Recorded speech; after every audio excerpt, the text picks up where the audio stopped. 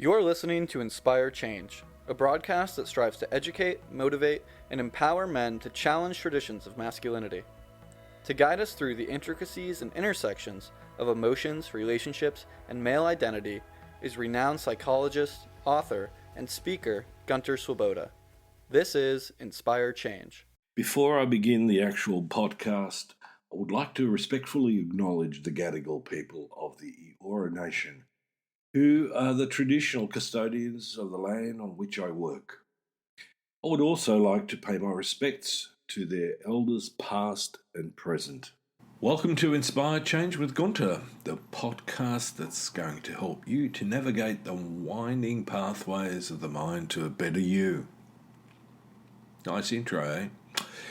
As you may have guessed, I'm your host, Gunter, and today I want to carry on from the last podcast and get a bit deeper into the world of romantic relationships and exploring how we can enhance the quality of those relationships. And I'm going to use the insights from the Gottman method. I'm a real fan of the Gottman's work. The framework that I'm going to present was developed by Drs. John and Julie Gottman, who are renowned clinical psychologists. And the Gottman method is a research-based approach to creating stronger, healthier relationships. And it very concretely identifies critical elements that lead to long-lasting, fulfilling partnerships when nurtured. And yes, if you're guessing, that's pretty well how I view and I try to be within my own relationship with my partner. So, where are we going to go with this? Well, the whole point of this, and I'm going to speak to men in particular, and I know there are women listening, and you're most welcome. And you will benefit from this as much as the men. But with men, I need to get the message home a little bit more concretely at times because, we can be somewhat obtuse. So, don't take offence, guys, but it's true.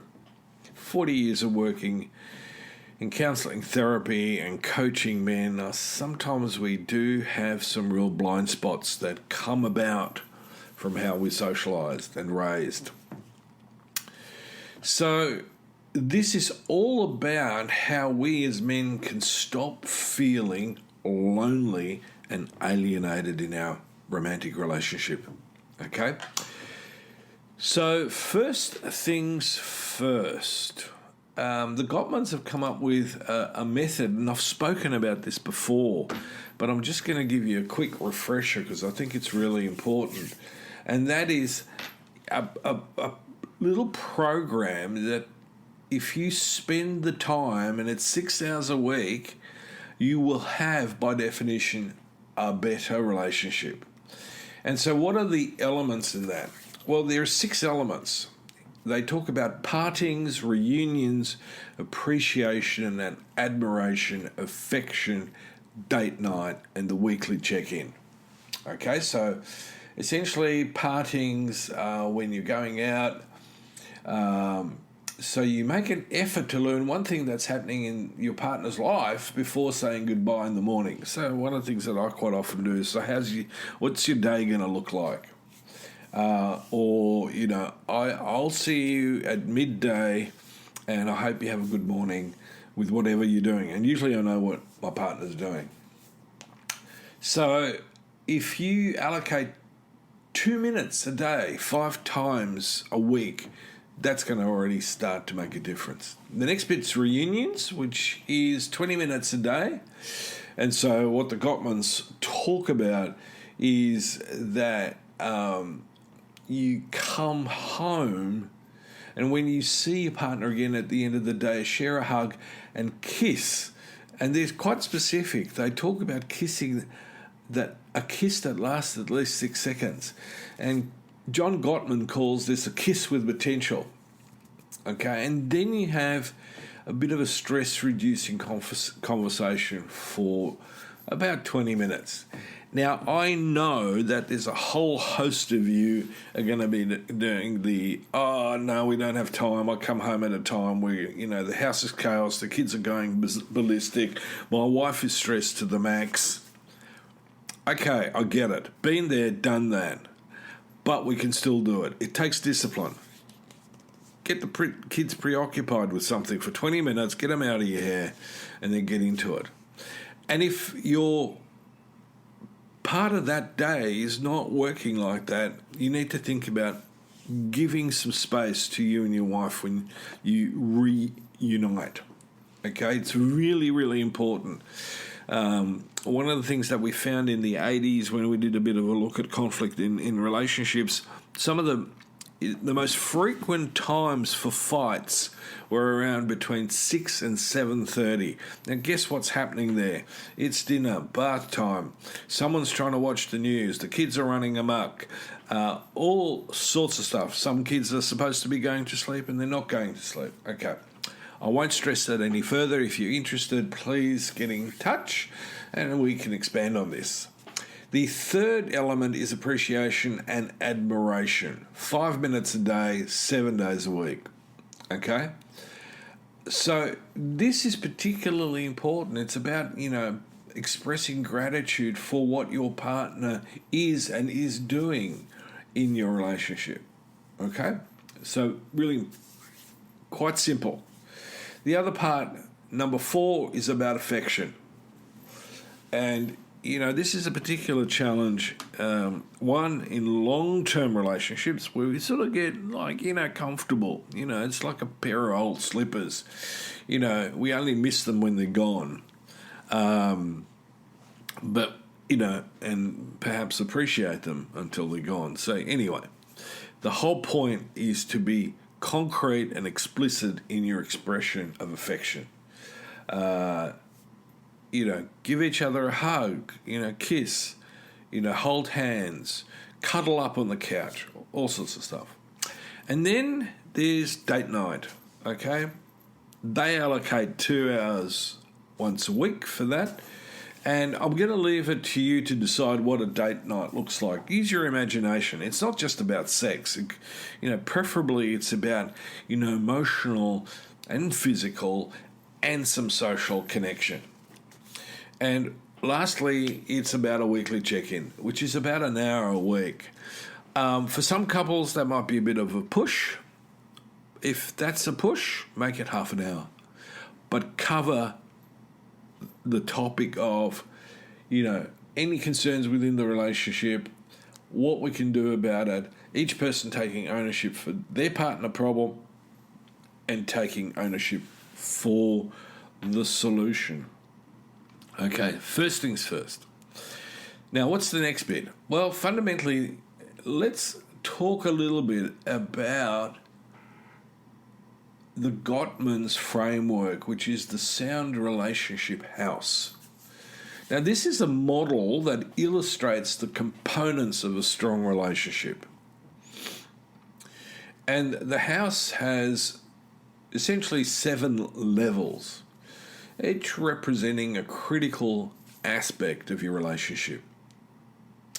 Now, starting from the ground up, the first level is about building love maps.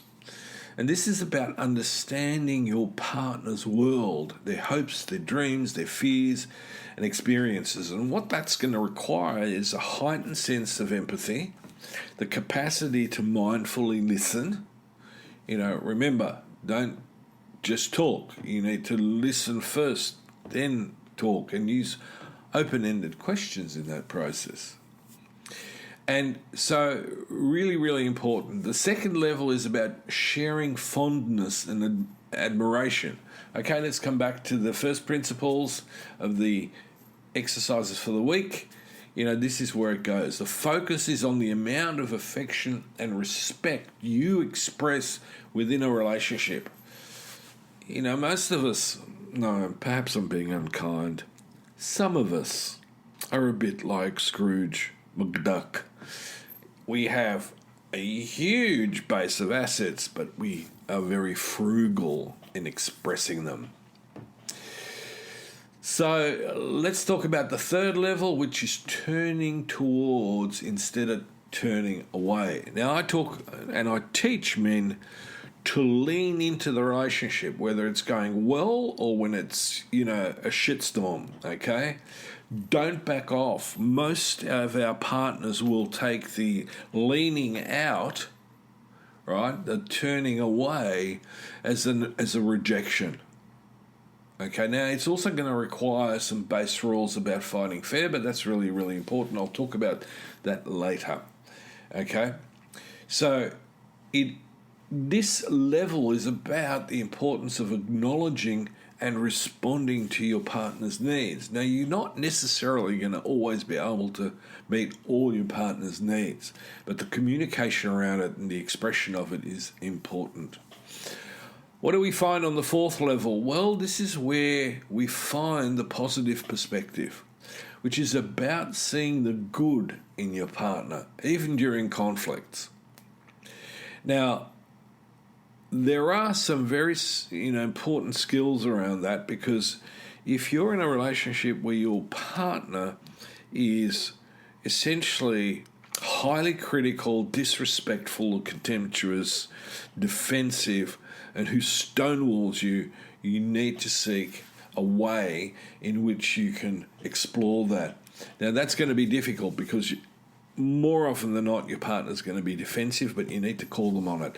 And you probably are going to need help in doing so, which is a professional. So, but unless that's there, default to the positive perspective. Okay, the next level up, the fifth level, and this is where we talk about managing conflict. And this is about very clearly navigating disagreements effectively and constructively. And one of the things that I use is a fighting fair model. And I talk about, values in that. I talk about the four horsemen of the apocalypse in it. And I talk about 15 rules about what not to do. So don't bring your mother-in-law into it, okay? That is a nuclear hand grenade.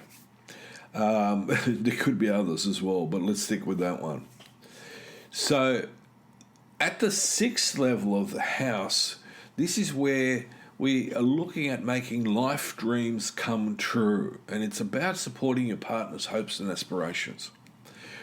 Don't stand in their way, don't be a control freak, and don't get into your own anxieties about potentially what you're going to miss out. And finally, at the seventh level, we're creating shared meaning. And this is where partners build a shared narrative and purpose.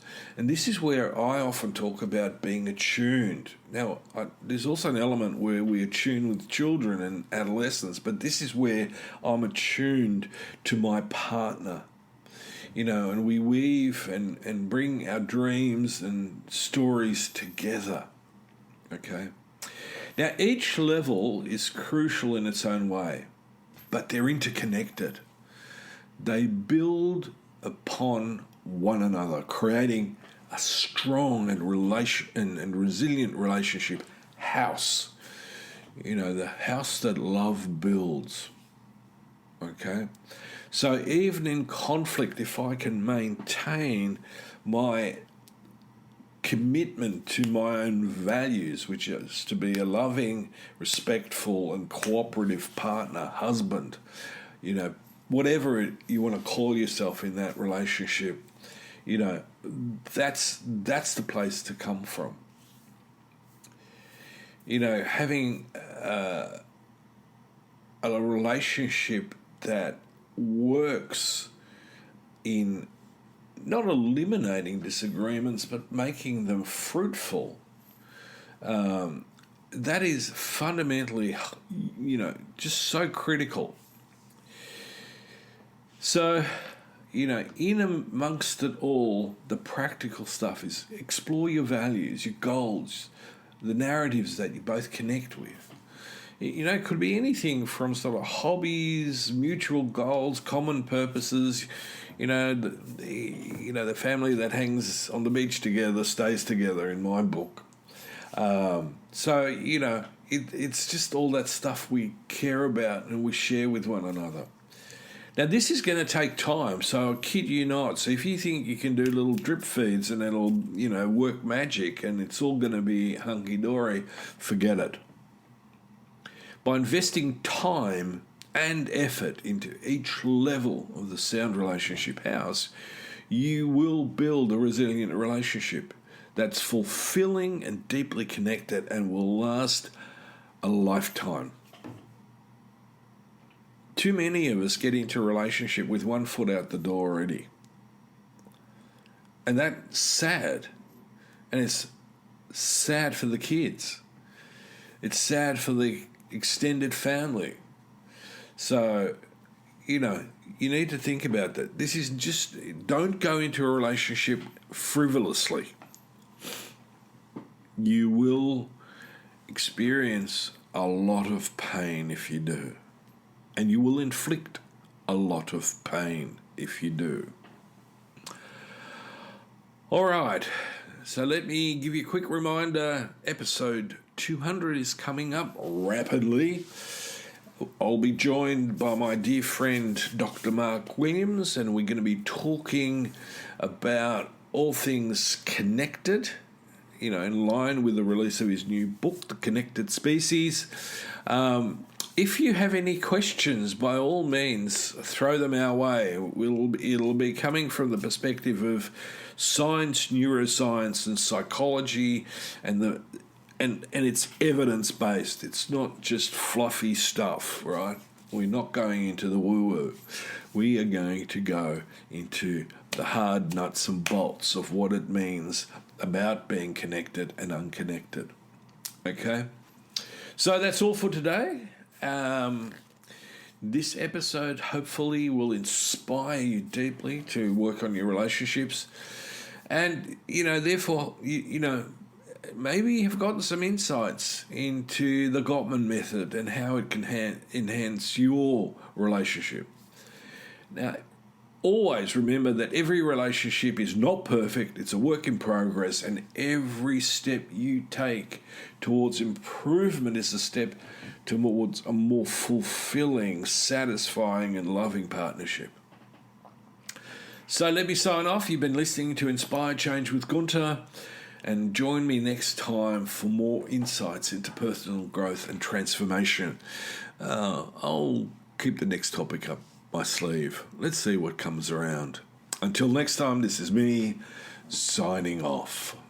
Thank you for listening to Inspire Change, a broadcast that strives to educate, motivate, and empower men to challenge traditions of masculinity. For more information on the Making Good Men Great movement, or for individual or group coaching sessions with Gunter, visit makinggoodmengreat.com. For inquiries regarding broadcast topics or appearing on the show, email Miranda at noirtainment.com. That's Miranda at noirtainment.com.